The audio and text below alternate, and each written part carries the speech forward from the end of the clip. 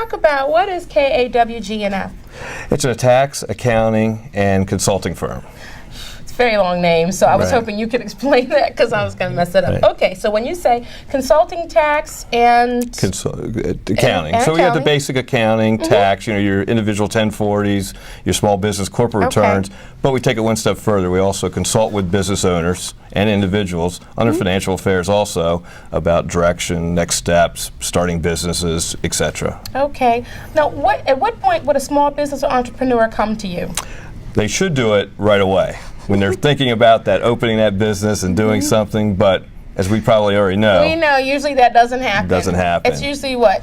April 15th? well, April 15th or way down the road when all of a sudden a letter comes in the mail, they're getting audited and say, help, I need an accountant, I don't have one. Right. And then it's usually a lot of times too late. And then they're scrambling and they're calling you and we're trying to fix the mess then. Right. Okay, now what type of clients do you represent? Is it just accounting or is it, what kind of clients would you We're a represent? fairly large regional accounting tax firm, so we have all different sizes, but our Okay. bread and butter is the small business. Obviously, that's the show today, so I want to concentrate on small businesses. But different types, construction, real estate, all type of different industries, retail, wholesale.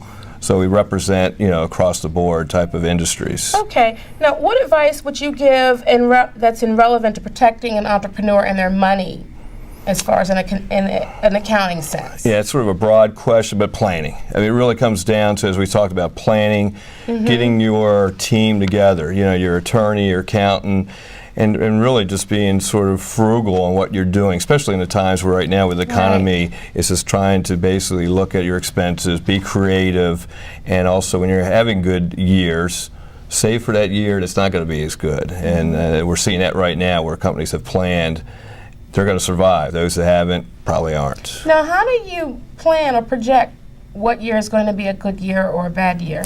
You can certainly, certainly there's industry standards that clients will use. They Right. obviously will talk sometimes outside their market. A lot of clients now are looking outside and having groups where the Baltimore area, there might be a client that does similar work in the Philadelphia area or in New York. So a lot of times they'll get together and brainstorm and see what's going on in an industry. So yeah, it's sort of projections. Obviously, Right, you don't I know was what the gonna say, future's going to right. hold. Which is done through the business plan for those of you who forget to do that. 'Cause, Right. it all really, it's a little off the subject, but it really all comes back to the basic business plan. Right. Which is the forecasting and deciding with the businesses and, the flow of the business and all of that. So that's good. What else would you say to people who contact you? I'm just starting out, I've got some issues, what can I do on my own? What's the first step I should do? Should I do a charter? Or what would you say? What would be the Right. first step? Basically, we would meet with them, talk about what their business is, and then the type of entity. Should it be a corporation? Should this be an individual sole proprietor, or should it be sort of a LLC, which is a limited liability company?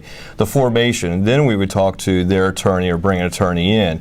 We do not do the paperwork, legal work. So obviously, to set up entities, sometimes for licensing and charter, what you've referred to, we don't do that. So we will have to bring in part of the team is the attorney in that initial process. So let me say I'm the client and I'm coming to you and I say, Mr. Kelly, I have this business. Help me. Let's just walk through the 5 basic steps of what you would say to me if I came into your office today. I'll try to count that much, but basically, 1, 2, 3, 4, okay. what we want to do, obviously, is find out what they're doing. Is it This a is part-time job? What industry? Because that determines on what method. Okay. There's some tax savings in an S corporation, which is sort of popular with small business owners. And the S corporation is what, for people who don't know? It's a corporation, legal corporation, but there's an election you file. Your accountant usually will file an election to be what we call a subchapter S corporation, where in essence any profits or losses from that business will go to your individual return. There's some tax benefits we would explain to that person. So There's 4 different types of businesses you could file, right?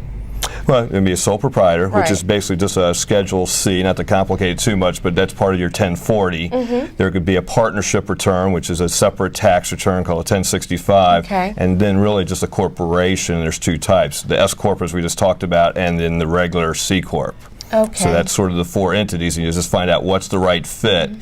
A lot of times people will get way down the road, and forget about the entity, and then, oh, I should have been something else, and it's too late. And you know, actually, that brings me to a good question. Well, brings me to a question because of a good point you made. A lot of times people don't understand, they think they're LLCs, and they set up their accounting practices to be an LLC, when in essence they're sole proprietors. Right. So And that's a great point. You can be, just a technical, you can be a what we call one-person LLC legally. Right. But for accounting and tax purposes, it is treated as a sole proprietor. This is something new, probably the last couple of years. So you can be a LLC, like myself, be the only owner, and still have the protection liability-wise, but still file everything on my 1040 as if I was a sole proprietor. If you and I were partners and be an LLC, then we'd have to file a partnership return, and then that's the separate, entity. So there's different returns that you would file. But there's definitely confusing. That's obviously what a professional has to help you out with. Okay, that's great. Now, what else would you like to say? Because we don't have time to really go into a lot of things that I would love to have gone into, like following the corporations. And one of them I really want to talk about. Maybe we'll get you back to do that again. Great, anytime. Is what happens when people divorce. Not just in real life, but in business. That's a mess when it comes to accounting, isn't it? Great, yeah. And what you should do, again, from the startup point of view, you should have what we call like buy-sell agreements and discuss the what-ifs. Do it when you form the entity or when you form the business. Do it now, not wait till something happens, and agree that if we decide to go our separate ways, how are we going to do this? That is another whole show in itself. Absolutely. Because I hear it's quite a nightmare when people split up and then you've got assets, and it's kind of like being married in a sense, but more legally, because you've got buildings and cars and furniture and office equipment. Absolutely. Yeah. And most people just rush in, want to get this business. They think it's a great idea. They don't worry about what happens if something happens, whether it's death, disability, or just, hey, I want to go my separate ways. Great point, and really, that's the big mistake. Yeah, we'll definitely have to get you back on the show and talk maybe a couple about that. shows. That's going to be a while, because I hear that one is like a huge thing right now. Right. If people want to come to you or contact you, how would they do that? Our phone number, we have multiple offices. I run our Bel Air office in Harford County. It's 410-879-7911, and just ask for myself, Mark Kelly. Okay. This was really, I'm just sorry that we don't have more time, because I would really like to pick your brain a little bit more and just really talk about the charters and talk about the licensing and talk about, accounting procedures and standards just for people starting out. But you gave us some pretty good information to start with, so I thank you for that so much. Thank you, and anytime we go back and we'll talk about those. All right. I like that. That's cool.